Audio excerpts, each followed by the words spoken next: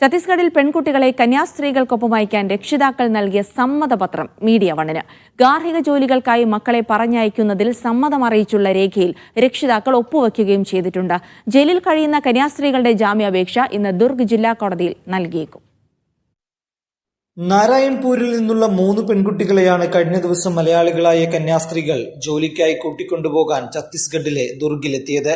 മക്കൾ സ്വന്തം ഇഷ്ടത്തോടെയും ഞങ്ങളുടെ അനുമതിയോടെയും ഈ ജോലി ചെയ്യാൻ ആഗ്രഹിക്കുന്നുവെന്നും ഞങ്ങൾ നിങ്ങളോട് യോജിക്കുന്നുവെന്നും മാതാപിതാക്കൾ നൽകിയ സമ്മതപത്രത്തിൽ പറയുന്നു.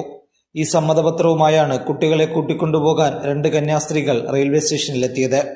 5 പേർക്കുള്ള ടിക്കറ്റും കയ്യിലുണ്ടായിരുന്നു. ഈ രേഖ കയ്യിലുണ്ടായിട്ടും കന്യാസ്ത്രീകളെയും കുട്ടികളെയും യാത്ര ചെയ്യാൻ അനുവദിക്കാതിരിക്കുകയും ബജറംഗദൾ പ്രവർത്തകർ തടഞ്ഞുവെക്കുകയുമായിരുന്നു. സിസ്റ്റർ പ്രീതി മെരിയയെ 1-ാം പ്രതിയായും സിസ്റ്റർ വന്ദന ഫ്രാൻസിസിനെ 2-ാം പ്രതിയായും ചേർത്താണ് കേസെടുത്തിരിക്കുന്നത്.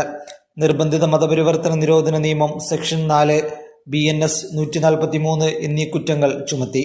ജാമ്യം ലഭിക്കാതിരിക്കാനും നിരപരാധികളായ കന്യാസ്ത്രീകളെ കുടുക്കാനുമാണ് കൂടുതൽ വകുപ്പുകൾ ചുമത്തിയതെന്നും CBCI പറഞ്ഞു.